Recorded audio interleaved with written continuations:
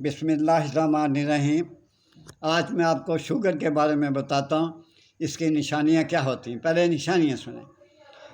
جو گردوں کے مقام پر درد ہوتا ہے، سوج ہو جاتی ہے، جلن ہو جاتی ہے، پیاس زیادہ لگتی ہے، پیشاب بار بار آتا ہے، رنگت سفید ہو جاتی ہے پیشاب کی، بھوک کم لگتی ہے، دبلا پن ہو جاتا ہے، بندہ کمزور ہو جاتا ہے، یہ ہیں یہ شوگر کی نشانیاں، جس کو شوگر ہوتی ہے۔ یہ بھی یہ بات بتا دوں کہ شوگر کے ساتھ شوگر اور بھی بیماریوں کو جنم دیتا ہے، یہ یاد رکھیں۔ اب آپ سے ایک ریکویسٹ ہے، میرا چینل جو ہے اسے سبسکرائب کر دیں، لائک کر دیں، شیئر کر دیں، تھینک یو۔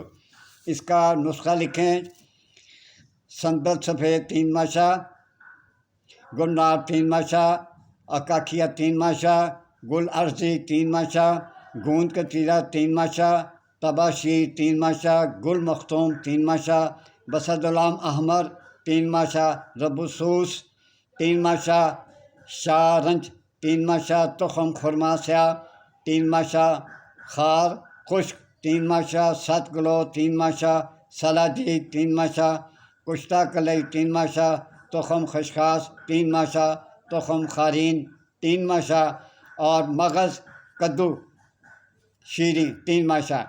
اس کی تین اس کی گولیاں بنا کے آپ کو تاکید کر دوں کہ اس کو خشک رکھنی ہے۔ مونگ کے دانے کے برابر، مونگ کے دانے کے سے زیادہ موٹی گولیاں بنا لیں۔